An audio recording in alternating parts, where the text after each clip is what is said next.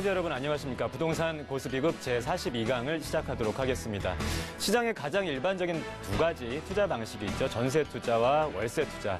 오늘은 이 두 가지를 조합해서 최적의 투자안을 만들어내는 방식을 하나 소개해드리도록 하겠습니다. 또 이어서 현장 소개 순서에서는 이미 월세가 체결되어 있는 반포동의 신축 주택 한 곳과 그리고 향후 시세 차익을 보는 데 있어서 유리한 송파구 송파동의 신축 주택 한 곳씩을 소개해드리도록 하겠습니다.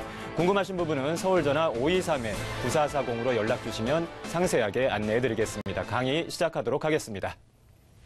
자, 부동산 고수비급 제42강을 시작하도록 하겠습니다. 전세 투자와 월세 투자, 어떤 것이 더 나은지에 대해서 궁금해하시는 분들도 많겠습니다만 사실 무엇이 더 낫다라고 이야기하는 것은 큰 의미는 없습니다. 전세 투자와 월세 투자 각각의 장점을 살려서 두 가지를 조합하는 것이 가장 좋은 방법이다라고 보여지는데요. 각각의 방식을 어떻게 이용할 수 있을지 하나의 사례를 들어서 설명을 드리도록 하겠습니다. 최근 한 2, 3년간 이 소형주택을 이용해서 또 소형주택이 몇 채를 이용해서 전세와 월세를 적절히 혼합해서 투자를 해오셨던 분들, 제가 직접 컨설팅을 해드렸던 분들의 이 대표적인 사례, 표준화된 사례 한 가지라고 보시면 되겠습니다. 일단 월세를 먼저 보도록 하겠습니다. 오늘 사례에서 적용하는 주택의 매매 가격은 2억 8천만 원입니다. 동일하게 2억 8천만 원을 상정하고 설명을 드리도록 하겠습니다. 매매가가 2억 8천만 원이고 그리고 이 주택의 보증금 3천에 월 90만 원으로 그러니까 월세가 체결될 수 있는 주택이라고 한다면 이때 보증금 3천만 원과 대출금은 약 60% 정도 가능하겠죠. 대출은 1억 7천만 원 정도를 받으실 수가 있을 것입니다. 3천만 원과 1억 7천만 원을 제외한 나머지가 내가 실제로 투입해야 되는 내 돈이 되는 것이겠죠. 실투자금은 8천만 원. 이 모든 금액을 합한 돈이 바로 매매가 2억 8천만 원으로 떨어지는 것이죠. 월세 투자의 경우에 자금이 어떻게 배분되는지를 나눠서 설명을 드린 것입니다. 그 다음은 전세 투자를 한번 보도록 하겠습니다. 전세 투자의 경우에는 실투자금이 훨씬 줄어들게 되겠죠. 매매가 2억 8천만 원이고 전세 투자할 때 전세 보증금 2억 5천만 원을 받을 수가 있다면 나눠서 보시겠습니다. 전세 보증금이 2억 5천만 원이고 이때 내가 필요로 하는 실투자금은 3천만 원, 훨씬 작은 돈으로 집 한 채를 투자하실 수가 있는 것입니다.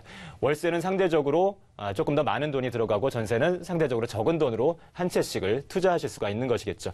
그럼 이 다음에는 각각의 월세와 전세의 경우에 그 투자하신 이후에 실제로 어떻게 현금 흐름이 발생하는지를 한번 따져보도록 하겠습니다. 실무적으로 제가 직접 사용하고 있는 수익률 분석표가 되겠습니다. 매매가 2억 8천만 원이고 보증금 3천과 대출금 1억 7천만 원을 제외한 실투자금 8천만 원을 갖고 이제 투자한 월세 투자 방식이 되겠습니다.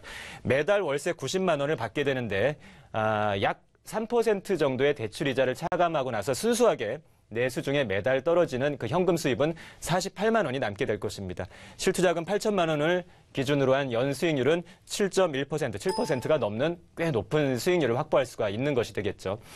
그렇다면 매년 그러니까 시간이 흘러갈 때마다 실제로 얼마만큼의 월세를 통한 현금 수입이 발생하는지를 따져보도록 하겠습니다. 1년이 지나면 570만 원 정도를 확보하실 수가 있는 것이 정확하게는 576만 원입니다만 보시기 편하게 단수는 떼도록 하겠습니다. 2년이 지나면 1140만 원이고 3년이 지났을 땐 1710만 원. 또 4년간 월세를 받았을 경우에는 2280만 원이 넘는 월세 수익을 차곡차곡 모아갈 수가 있는 것이 되겠죠. 그 다음 전세 투자 방식에서는 어떤 식으로 현금 흐름이 발생하는지를 한번 살펴보겠습니다. 자, 매매가 2억 8천만 원이고 전세는 2억 5천만 원이라고 말씀을 드렸습니다. 그리고 전세가는 연간 평균적으로 750만 원 정도 상승하는 그 사례를 적용을 했습니다. 실제로는 전세가 상승 속도가 빠른 경우에는 연간 1,000만 원 이상도 상승하는 사례가 많았었습니다. 보수적으로 연간 750만 원 상정을 했고요. 이때 주택의 시세는 연간 1,000만 원 정도 꾸준하게 상승을 해오는 그런 사례를 적용을 해봤습니다. 우선 전세가가 인상됨에 따라서 전세 투자 시에도 일정한 시기마다 현금 수입을 만들어낼 수가 있는 것이죠. 월세를 받는 것처럼 매달 받을 수 있는 것은 아니지만 전세 계약 기간이 2년이기 때문에 재계약을 하는 시점에서 전세 보증금을 인상한다면 2년 단위로 현금 수입이 생기는 것입니다. 자, 2년이 지났을 때 연간 750만 원 상승을 하니까 2년 지난 후에는 약 1,500만 원 정도 전세 보증금을 인상해서 내 현금 수입을 만들 수가 있는 것이겠죠. 4년이 지나게 되면 3천만 원을 만들 수가 있게 되는 것입니다. 꽤 높은 수익률이죠. 금융상품에서는 찾아보기 힘든 수익률이라고 보시면 되겠습니다. 자, 이번에는 뭐 전세나 월세 방식이 아닌 전세 투자로 가만히 갖고 있다가 나중에 매도했을 때 이 시세 차익을 통한 수익을 한번 살펴보도록 하겠습니다. 시세가 연간 1,000만 원 정도 상승할 경우에는 2년이 지난 시점에서 팔았을 때 연 2천만 원, 2년 후에 2천만 원을 시세 차익을 확보하실 수가 있는 것이고 4년 후에는 4천만 원을 확보하실 수가 있는 것이 되겠죠. 뭐 이 상황에서 발생하는 세금 부분은 일단은 제외하고 말씀을 드린 것입니다.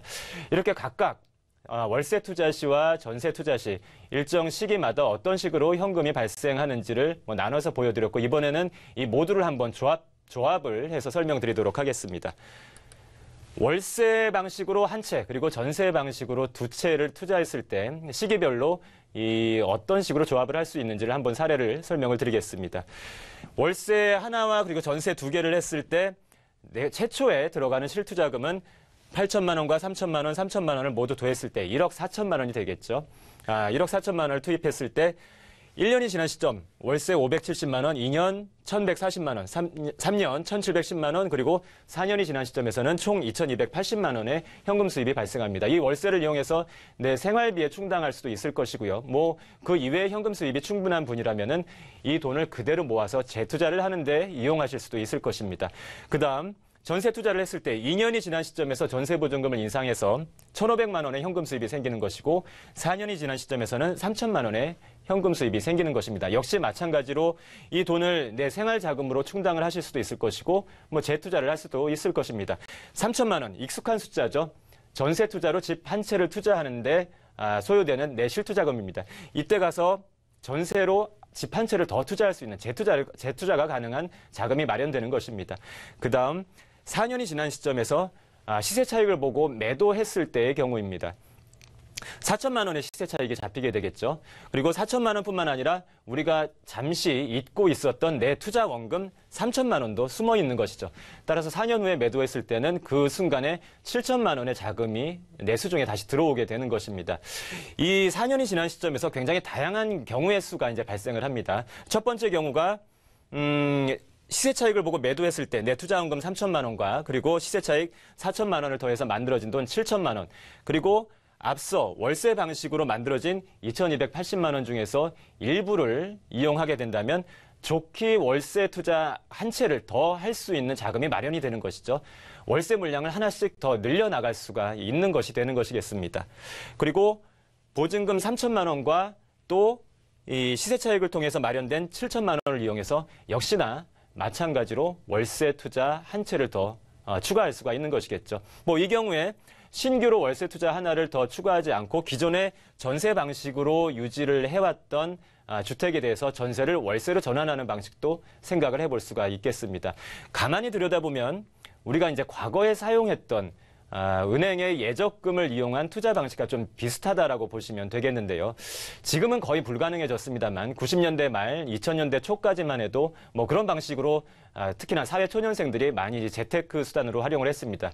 입사 초년도에 적금 통장을 하나 만들죠. 만기는 한 3년 정도로 잡고서 적금을 부어 나가기 시작합니다. 그리고 그 다음 연도에 통장을 하나 더 만들게 되죠. 왜냐하면 통장을 하나 더 만들 수 있을 만큼의 연봉 인상이 있었던 시절이었기 때문입니다. 그렇게 해서 한 서너 개 정도의 통장을 만들게 되면 일정 시간이 지나게 되면 매년 적금의 만기가 돌아오면서 다시 그 돈을 이용해서 뭐 생활비에 충당할 수도 있고 또다시 재투자를 이용해서 뭐 복리로 투자하는 방식으로 뭐 계속해서 자금을 순환하는 그런 방식의 재테크가 가능했던 것이죠. 하지만 이제는 금리 자체가 너무 낮아졌고 또 통장을 하나 더 늘릴 수 있을 만큼의 연봉 인상도 이루어지지 않기 때문에 지금은 거의 불가능한 재테크 방식이다라고 보시면 되겠습니다. 하지만 그 원리 자체는 지금의 부동산 투자, 특히 소형 그 주택을 이용한 전세나 월세 방식의 투자에 있어서 그대로 적용할 수가 있는 것이 되겠습니다.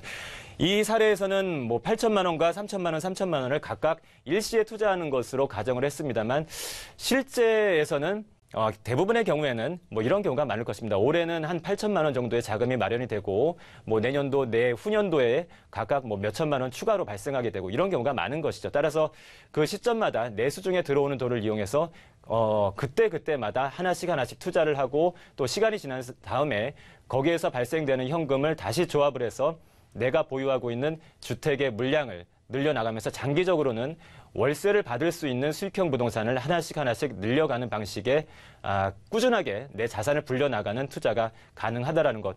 굳이 모든 그 투자를 한 번에 다 할 수 있는 몇억 원의 돈이 모일 때까지 기다리는 방식이 아니라 그때그때마다 시의적절하게 투자할 수 있는 투자의 방법 하나를 소개를 해드렸습니다. 여기까지 전세나 그 월세를 조합한 최적의 투자안을 만드는 방법에 대해서 강의를 마무리하도록 하겠습니다.